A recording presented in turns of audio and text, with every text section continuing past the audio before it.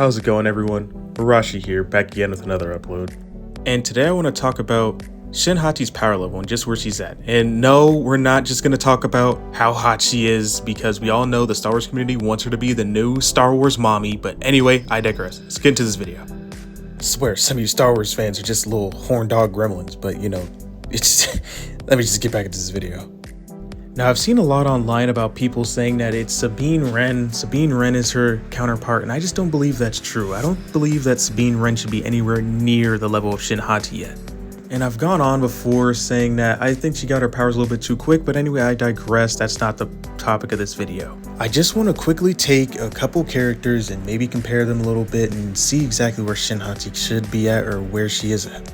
But anyway, let's get this started at least. And honestly, I'm going to start here with Sabine Wren, because a lot of people are saying that she is her equal. And I've seen a lot of people, or at least in my boat, where I don't think that they're equals at all. I think Shin Hati is way more powerful than Sabine Wren, and I believe that's how it should be.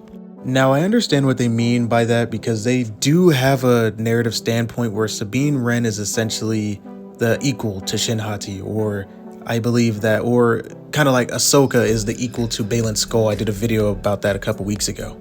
But it's just way too soon, at least in my opinion. It'd be way too soon to have Sabine Wren somehow beat Shin Hati. I mean, the entire season she was getting her butt kicked, and Shin Hati has been trained for years. I mean, we don't know at this point, but obviously she has. Hopefully we find out more about Shin Hati's backstory going forward, but from this point we can assume that Baylan Skoll's been training her for some time now, as she has almost full mastery over the Force, and she has full mastery over her saber style. And the only reason why we see Shin Hati struggle against Sabine so much in saber combat is because Sabine's a Mandalorian. You know, she's been trained since birth to wield weapons of all types and all things in the galaxy. So obviously, from a weapon standpoint, it's not going to take too much longer for Sabine to catch up, since she is a Mandalorian and she has been trained in that aspect for years, and as all Mandalorians are. But the moment that we see Shin Hati use the Force against Sabine is where it changes the game. She can't keep up. Sabine cannot keep up with Shin at all. Now, obviously, at the end of the season, it's established that Sabine can use Force push, Force pull, things of that sort. But it's going to take a lot more than that to beat Shin Hati. At that point, I don't think that she knows how to use anything like Force speed. I don't think she knows how to use anything like Force jump. Maybe, I don't know at this point. Who knows with Sabine? They kind of pull stuff out of their ass with her, but that's another video for another time. So I want to at least put this to bed. I don't believe that Sabine is anywhere near as strong as Shin Hati, and I don't think that it's even close right now. And that's just where I believe it's going. So the next character I want to talk about is another character from Clone Wars, actually, and that is Barriss Offee. Now, if you guys remember from Clone Wars, Barriss Offee was the Jedi or Padawan that was studying underneath Master Luminara Unduli. And she was also the Jedi that sealed Ahsoka's fate when it came to the Jedi Order. She was the one who planted the bomb, and she was framing Ahsoka for doing so. But during the Clone Wars, during that time, she was the one that was comparable to Ahsoka Tano. Barriss was used as the Vegeta to Ahsoka's Goku at that time, and it was that was the dynamic that they had in a relationship. They were friends too. Well, I guess I could start off by saying this. I don't think that Shin Hati is anywhere close to young Ahsoka. Maybe young Ahsoka in terms of her Padawan self, like when she first showed up on the scene, but I don't think that by season 4 of Clone Wars, I don't think that Shin could even keep up with Ahsoka, and there's not many other normal Jedi who could. Now, Ahsoka was trained by Anakin Skywalker. That is a feat in its own. And also on top of that, she had access to Obi-Wan. So on top of that, you really can't just have a normal Jedi out here trying to fight her. Or any other Force wielder. But Barriss, she could hold her own. She held her own against Ahsoka. Here's one of the reasons why I think Barriss Offee is just a little bit too powerful for Shin Hati at this moment.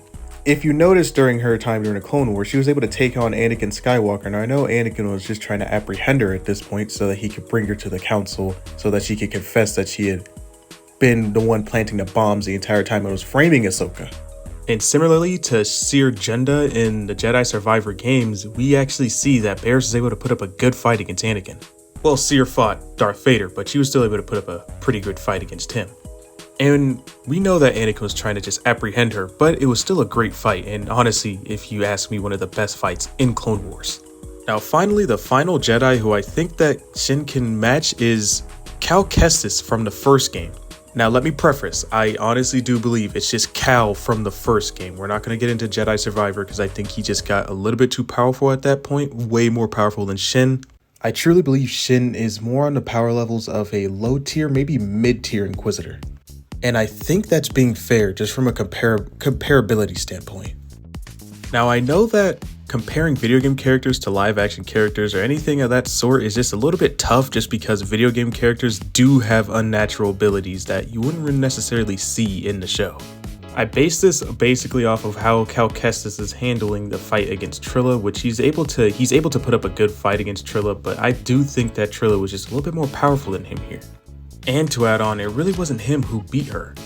Now, if you guys have played the games, where if you guys would actually like to see me play the games, let me know. I have a lot of clips of it where I was playing it. But anyway, I digress. Let me get back into this point.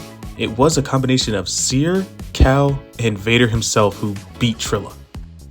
It was Seer because that's her former Padawan and was conflicting her at the time, and Cal because he put up a decent fight against her, and then Vader just essentially being sick and done with Trilla's bullcrap.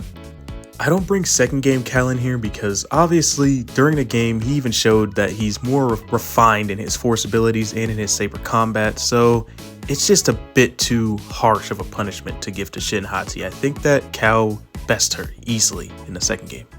But as far as first game Cal goes, I believe that's her true competition right there. Now, as far as Sabine Wren goes, I don't believe that she can even hold a candle to first game Cal, let alone Shin Hati. I think that, although that's her comparison right now in terms of narrative, but yeah, I just don't think it goes that far. Sabine still has a lot to learn, and maybe Ahsoka teaches her, or maybe even Anakin Skywalker's Force Ghost gets to teach her a little bit. But anyway, that's the end of this video. That's all I have to say. Let me know your thoughts and opinions down in the comment section below. Now, I do know I missed a couple days. I will be uploading a little bit more this week, but anyway, may the Force be with you and have a great rest of your day.